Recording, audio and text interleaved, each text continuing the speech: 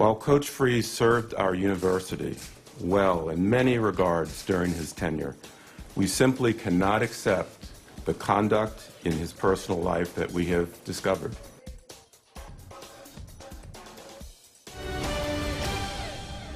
WCBI News at 10 starts now.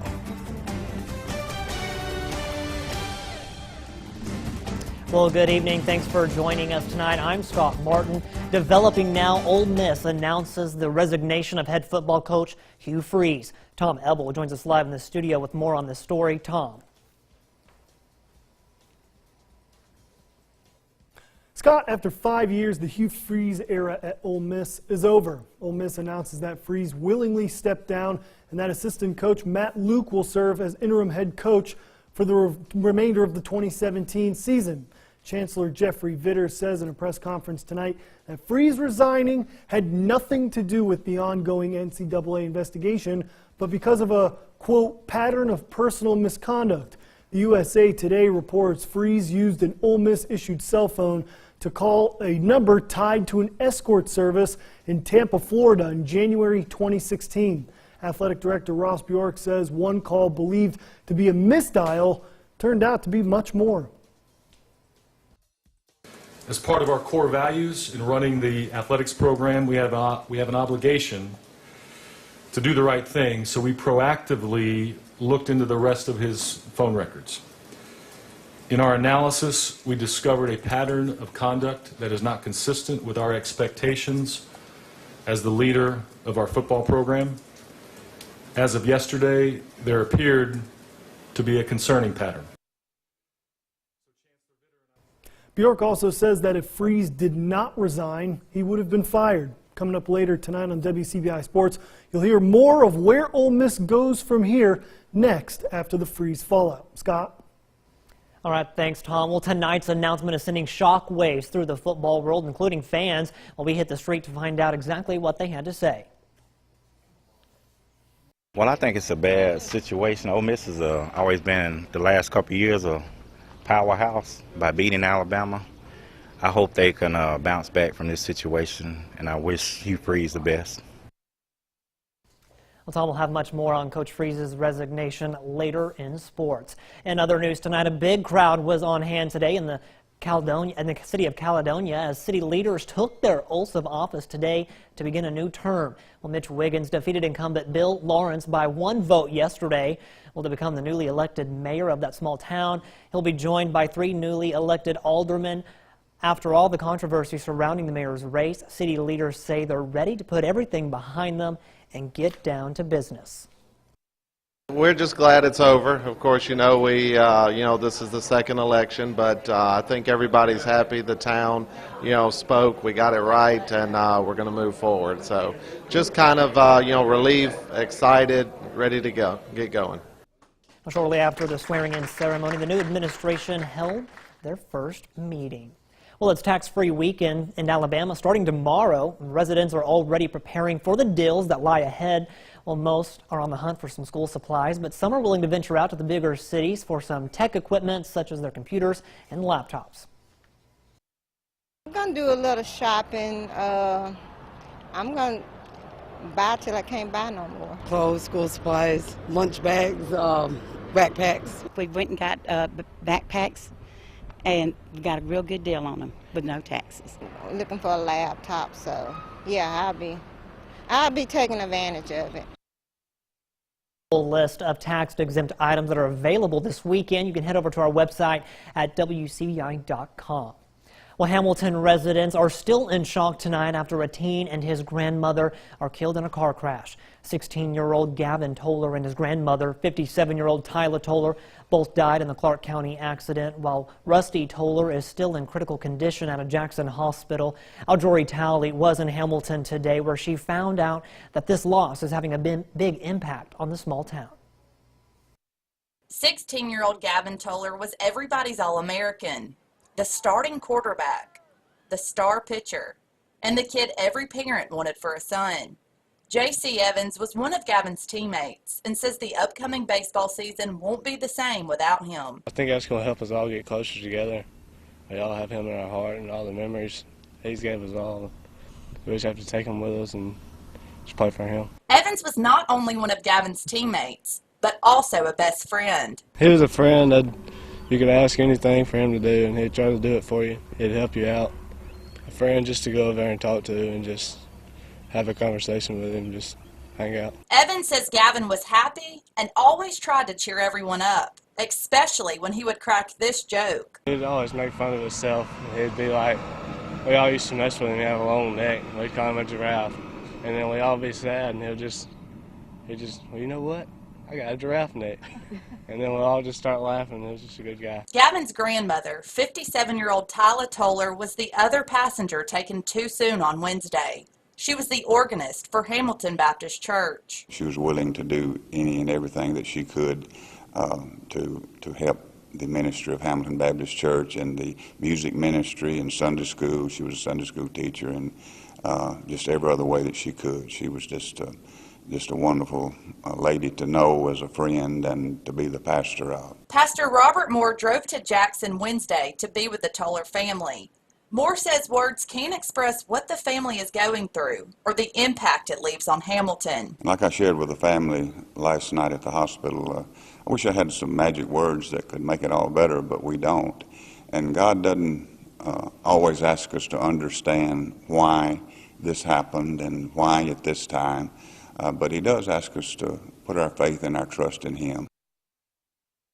Now, 4 other people in their SUV was also injured. Residents tell us that they'll continue to support the family during this time.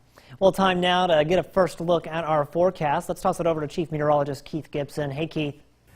Hey, Scott. Still warm and very humid out there right now. 70s and low 80s. A lot of 80s still right now locally and across the Twin State region. No problems whatsoever. We check out things with our Alpha Insurance Skycam network. Our new camera right there in Vernon, Alabama. Let's go back to that and show you what's going on here. Anyway, temperature-wise for tomorrow, oh, there it is. Okay, all quiet this evening. We're warm and muggy. 90s, mid to upper 90s again on Friday. We gave you a sneak peek with the forecast highs for tomorrow, maybe up to about 97. The heat index, triple digits here across the board. Another steam bath for us. Your full forecast got in just a few minutes. Well, temperatures sure have been scorching, and just like he said, it's going to stay that way. Well, those hot temperatures have been causing problems across the Golden Triangle. Hospitals are seeing more patients suffering from heat strokes and dehydration. Our Quentin Smith spoke with a paramedic today. And Quentin, what did he have to say? Scott, we are in the heart of summertime, but no matter how much people enjoy being outdoors in the summer, there's only so much heat a person can withstand. In fact, one local paramedic tells me it's very common for him to pick up nearly a dozen people a week who've suffered from a heat injury.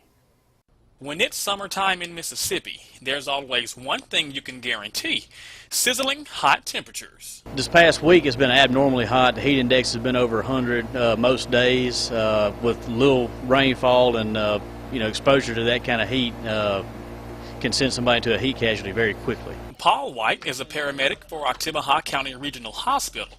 So far this summer, he's been called out numerous times to pick up someone who suffered from too much heat exposure. On a weekly basis, we probably pick up anywhere from 5 to 10 people just with dehydration during the week. White says all it takes is for the temps to reach 90 degrees or hotter for people to start experiencing heat casualties. The major concern we have is for the elderly and people who become dehydrated easily. So people who aren't taking care of themselves properly and being exposed to that kind of heat, the elderly mainly become dehydrated very fast. The number of patients he's treated so far due to heat-related illnesses is typical for Mississippi. He says one of the most common ones are the first heat casualty diagnosis that we typically see is what we call heat exhaustion. A person becomes very sweaty, they'll become pale, cool, clammy on the skin and stuff like that, and that's typically easily to reverse, just drinking water and stuff like that, getting in a cool temperature. White says heat strokes can also be common to see in the summertime. And that's usually what everybody associates with any kind of heat injury, and that's when you become very dry, you stop sweating, your skin becomes hot, red, and people most time will have like an altered mental status, they'll become lethargic, that kind of stuff when they get that hot. Now, for those who work outdoors or like to hit the track to go walking or running, White says it's important to stay hydrated and stay away from drinking fluids that'll make you dehydrated, such as caffeine or alcohol. And one of the big problems with these hot days is the lack of cooling at night. Our forecast lows tonight only in the mid-70s. It's still very steamy out there. You don't really have a big chance to recover during the overnights, and we're going to do it again tomorrow. Widespread heat advisories and warnings across the region. The full forecast is next. Your first alert forecast with Chief Meteorologist Keith Gibson. All right, if you joined us earlier today, we unveiled our new Alpha Insurance camera at Durham's Pharmacy in Vernon, Alabama, and we put this in the time-lapse mode this evening, and we were looking down to the south towards Pickens County, some building clouds right there. Very hazy, very muggy out there today, so not really a good look at some of those crisp clouds that were popping on up, but those were some showers and thunder showers that really produced some brief pockets of heavy rain, and look at that. That was the exception to the rule today. This is in Pickensville, Alabama, and look at that blinding rain right there. Thanks a lot to Teresa for that photo. Got that on our Facebook page today. And you can see right there, there's that downpour, also southwest of Pickensville, right along the state line. And we also had some showers get going initially here in Monroe County, and then that cluster sent out a little bit of an outflow boundary that moved down to the southwest, and we saw a little bit of rain in Starkville, some near Ackerman, and then this petered out as we went throughout the evening hours. But as you can see right there, not a lot of rain in our area. And in theory, with a big area of high pressure like that coming on in, we wouldn't expect to see any rain, but there was a weak little disturbance moving on through.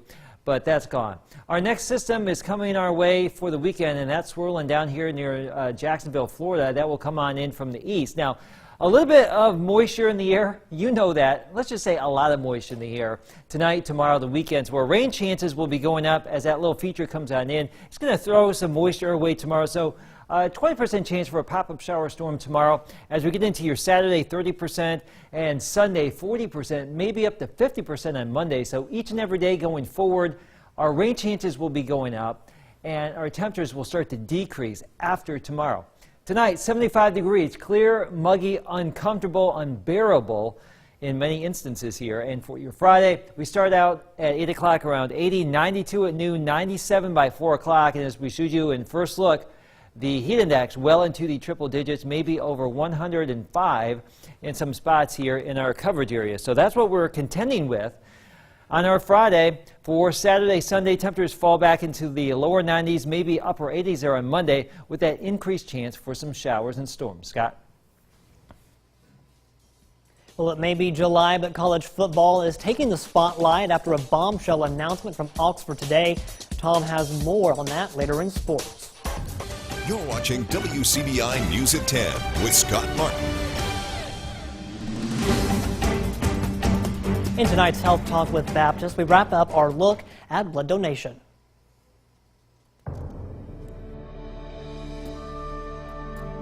Hi, I'm Sandy Kilburn, medical technologist and supervisor of the blood bank at Baptist Memorial Hospital Golden Triangle. I want to talk to you about some facts about donating blood. Did you know that just 1 pint of blood can help save up to 3 lives? Donating blood is safe and easy. It is a sterile procedure and you cannot contract any diseases from donating. You must be 16 years old or older and weigh at least 110 pounds to qualify as a donor.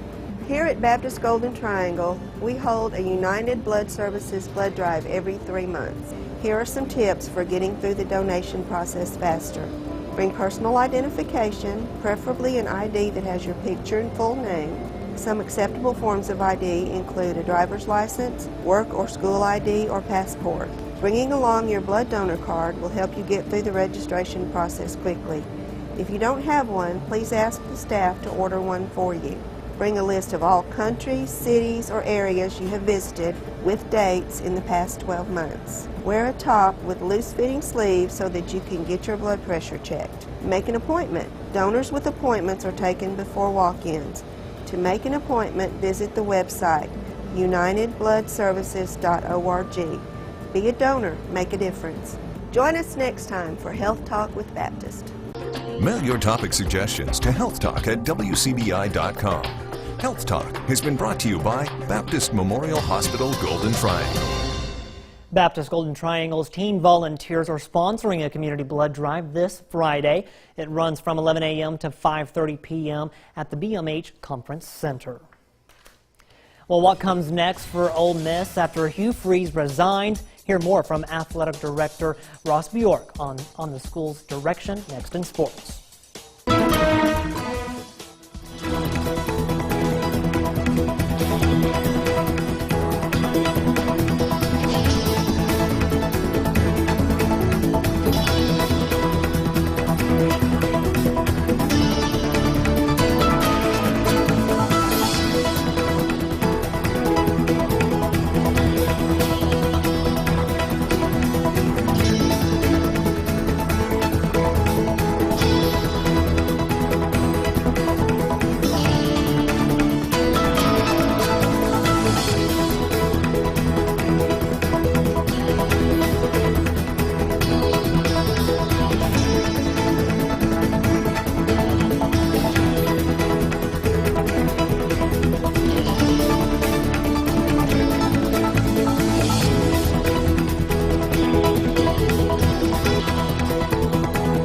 Here's WCBI Sports with Tom Ebel.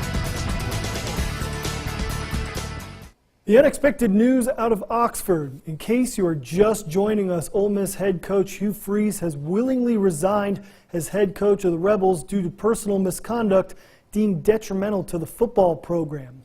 The Rebels will now turn to assistant coach Matt Luke, who has spent the last 5 seasons as co-offensive coordinator and offensive line coach. The Ole Miss alum now takes over a team that's about as far in limbo as you can imagine. A head coach resigns less than 2 weeks before opening practice, all while under the very big umbrella of the NCAA investigation. Athletic Director Ross Bjork says it's the Rebels players that are priority number one. The team is the focus right now. I told the football staff that the number one thing, the beginning and the end, is the team, and that's all that matters. I haven't even thought about a search. We had to get a plan in place. Right now, we start practice in less than 2 weeks. There'll be a lot of time to conduct a search for a permanent head coach. Bjork also said in regards to potential players transferring, quote, "We'll give the space, we will listen, and whatever they decide to do, we will support them." So switching gears to the high school football tour, the Houston Hilltoppers will look to make some noise in 2017 as the newcomers to Region 4 3A. Houston began to make the 4A playoffs its home, but will still continue to wreak havoc in 3A. The Hilltoppers are the next stop on the high school football tour. WCBI 60 Schools in 60 Days is brought to you by Toyota, Let's Go Places, and Emerson Animal Hospital, where your pets are family in West Point. Who got this way? Who got this way? Hey, in some ways, Houston has been punching above their weight for the last 8 years. The Hilltoppers made the jump to 4A back in 2009, became a perennial force on the gridiron in recent years, but the Toppers are dropping back down to 3A this upcoming season, and they're eager to go up against their new foes. It kind of scares me too also, but we've been in the SEC West for probably about the last 10 years. Now we're, going down 3A. I think in the past we've been a 4A team, but, with 2A, 3A depth. We're excited to do something different, see something different. After facing Knoxville, I feel like the past 3 years really didn't show me a lot more experience, even the other guys, I really feel like the other guys, they can take it and use it on this next level we're about to head to. There had been a stretch where Houston made the playoffs just twice in a decade. Times have changed in Chickasaw counties. The Hilltoppers are not only making the playoffs now, but they're winning in the playoffs. It's all been a part of the changing culture with head coach Ty Harden. The family that we've made a lot of changes, but we've become more of a brotherhood than I've ever seen being on this team. It just hit me, man. I know as a young guy, like me being young, I made a decision where, I want to change this whole program, putting extra work in or helping a younger guy, to do certain things. We had a difficult time at first. The expectation of winning is here after the last few years, but that next level is what we want to get to. And that next level is winning a state championship. Houston got a taste for success on the diamond with their baseball program winning a title in 2016. And now the football program wants their own time in the title spotlight. We don't see anything less. That's the main goal. We lost a whole lot of good players last year, and it just a lot of people are going to have to step up this year, and it's just going to be, it depends on how they play. It's possible that we should win a championship in 3A, considering we was one of the smallest teams in 4A, so I'm looking forward to a big season. We want to get a district championship. That's not happened here. I can count on one hand how many district championships have happened in Houston, Mississippi, and that's one thing we're striving for. We want to try to win the North, and the next step is win a state championship. Houston will kick off their grueling non-division schedule at home versus Pontotoc before 3 straight road games at Calhoun City, New Hope, and Itawamba AHS. With the Hilltoppers on the high school football tour, Robbie Donahoe, WCBI Sports.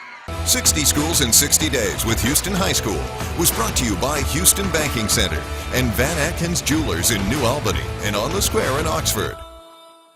For those keeping up on the high school football tour, South Pontotoc is the next stop. We preview the Cougars at 6, 9, and 10 tomorrow right here on WCBI Sports. We'll have the last of your forecast coming up after the break.